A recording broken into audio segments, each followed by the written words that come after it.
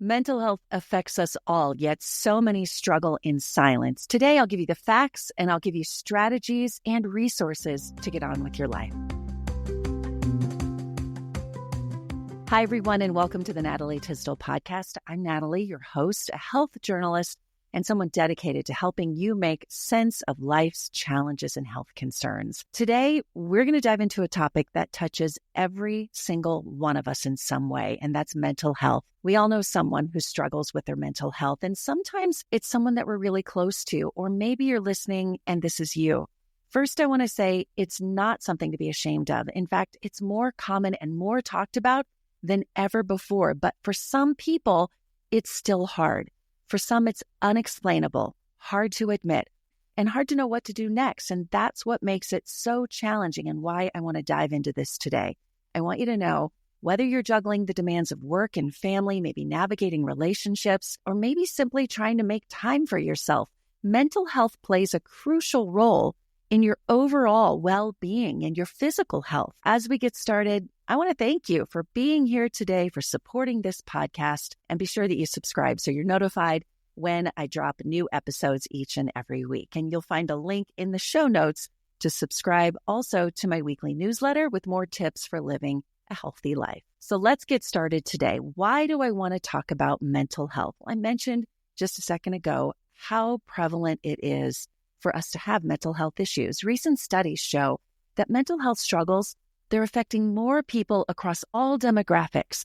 The National Institute of Mental Health reports that nearly 1 in 5 adults in the U.S., or 57.8 million people, live with some type of mental illness. And by mental illness, what do I mean? It can be many things. It can be depression. It can be anxiety, bipolar disorder, and a combination of all of these things. And for some people, it's situational. That's very common. These are real struggles that so many people deal with, yet there is a stigma surrounding mental health. That's why people don't talk about it. It's understandable that talking about what's going on in your mind can feel uncomfortable. It requires a certain amount of vulnerability and the fear of being judged or misunderstood.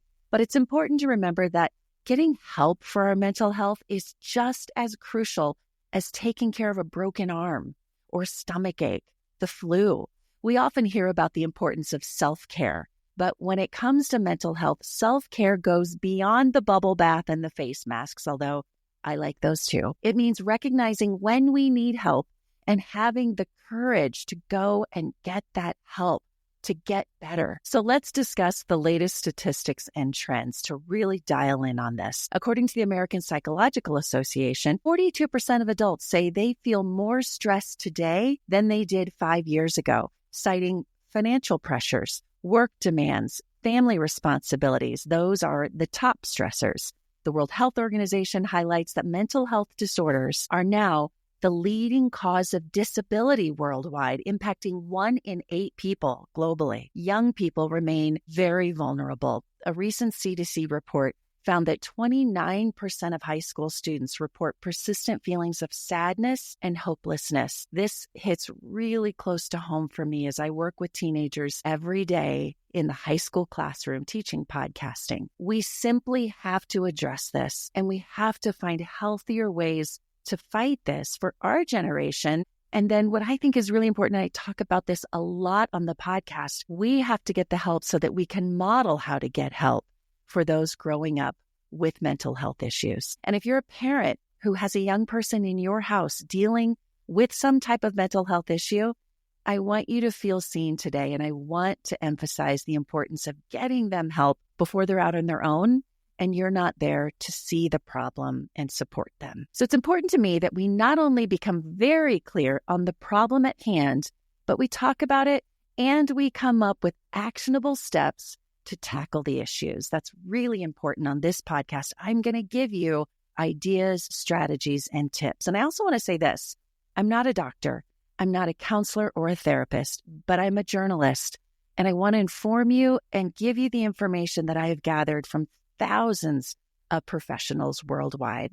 These tips can help, but if you're struggling, see a doctor, take action, don't wait, and let's talk about some immediate things that you can do that are proven to help, but don't let that step in the way if you need to get professional help. Okay, so let's get to those tips. Number 1, eat real food. A review of the American Journal of Clinical Nutrition analyzed multiple studies on diet and mental health, and they found that the diets rich in whole foods, omega-3s, also antioxidants, those were linked to lower rates of depression, while processed foods and higher sugar diets increase that risk. So what does this really mean? Let me boil it down for you. We hear eat healthy.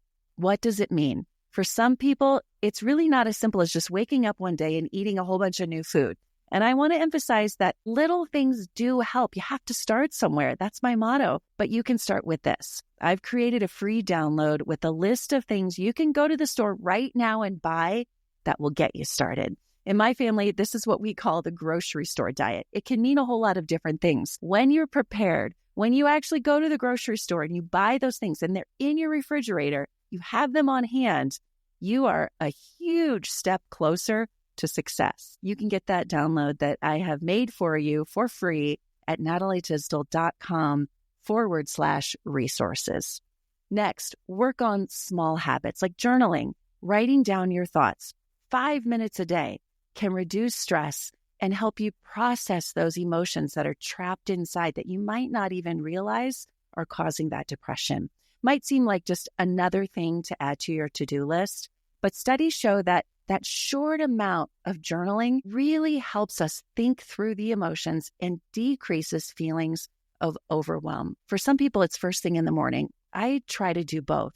When I wake up in the morning, the first thing I do is I go and get my coffee. I sit down on this little couch that's right behind me, and I pull out my devotion for the day. I pull out my journal, and I just set my intentions for the day. I pray about it. I give a list of the things I want to accomplish and also how I'm feeling about it. At the end of the day, this is a really great thing to do before you go to bed, a great habit and a good one for your kids too. What did I do well today? What would I like to do better about today? And how am I feeling? We hear a lot about gratefulness journals, and this is a good thing to do as well. 3 things you're grateful for. What a terrific way to put your head on the pillow and go to sleep.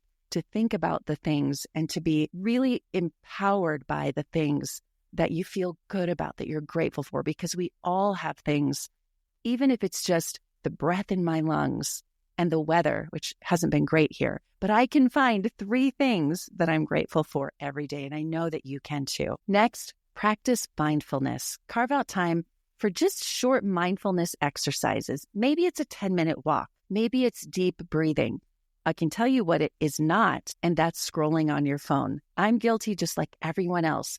You can't be mindful while you're taking your brain away from what matters to you and putting it on what everybody else cares about. So that 10-minute walk or deep breathing can go a long way. Build the connections. One of the most significant factors in mental health is your social network. So connections would be my next tip. A Harvard study found that people with strong social bonds are 50% more likely to report being happy and mentally well. Even if you don't feel like it, you just don't feel like being social, which is what happened to a lot of us when we started working from home or during the pandemic, when it really just became about our own house and what was happening within it. Reach out to someone, a friend, a family member, even a coworker. Because building those connections, caring about other people and their feelings, that helps us in turn feel supported, and it helps us feel seen. Next, focus on your physical health because, again, studies, I'm going to bring them to you every week to prove these things. Studies show, and this one's from the Mayo Clinic, it shows that exercise reduces the symptoms of anxiety and depression by 30%. Maybe it's yoga, maybe it's a dance class. Maybe it's just walking outside of your front door, a quick lap around the block. Moving your body is essential. And when you don't feel like doing it, that's usually when you need it the most. Make it a 5-minute walk because it really can change your brain and change what's happening in that depressed feeling that you have. Of course, getting good sleep, getting 7 to 8 hours of quality sleep, that's not a luxury, everybody. It's a necessity for mental clarity and for emotional balance. I have recorded so many episodes on the importance of sleep and ways to improve your sleep. The experts that I have talked to over my 30-year journalism career all say that sleep is essential to your health, your physical health, your mental health, every single thing about it. Sleep is when our bodies reset. It's actually when our brains clean themselves. You can just imagine it. It's cleaning up.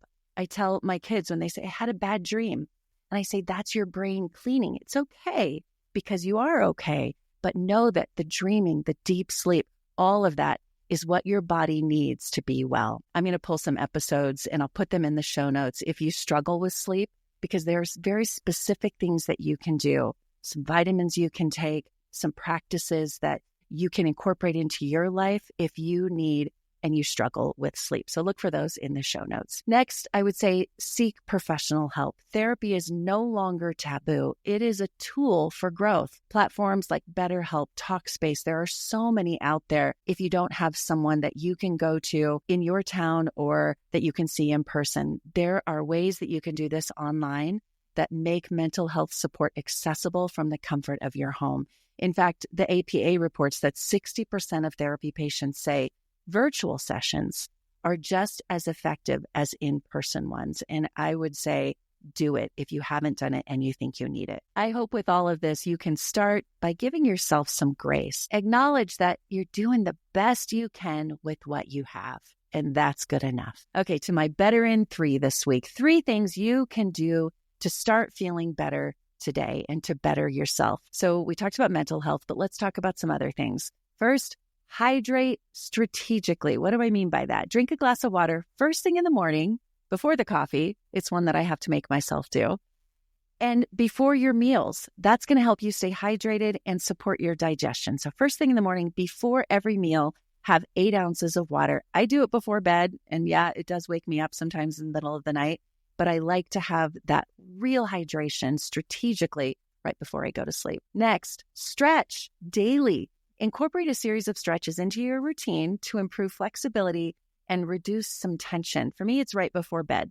2 or 3 minutes. Just touch your toes, stretch your body. For some people, this is first thing in the morning. Both, even better. Finally, my third thing, walk after a meal. Take a short walk after each meal. It's going to help your digestion and it's going to stabilize your blood sugar levels. And a question I want to leave you with today. What's one thing you can do today to prioritize your mental health? Of all of the things I've given you, I hope you can incorporate them, but what's one thing you can do right now, today? Maybe it's call a friend. Maybe it's take that walk. Maybe it's booking that therapy session that you've been thinking about or downloading my mood-boosting foods list. I hope that you can do one of those things today. If this episode has resonated with you, please share it with someone you think might need to hear it. And don't forget to subscribe to the podcast. For more resources, check out my blog at natalietysdal.com. Remember, your mental health matters. Small, intentional changes can lead to big transformations. You're not alone. Taking the first step toward better health and better mental health is one of the most powerful things you can do for yourself and for your loved ones. Thanks for listening today. See you back here next week. Thank you for joining the Natalie Tysdal podcast. You can follow along on Instagram and at natalietysdal.com. Subscribe to the show to catch every new episode and leave a review so I can continue to bring you fresh content. See you next week.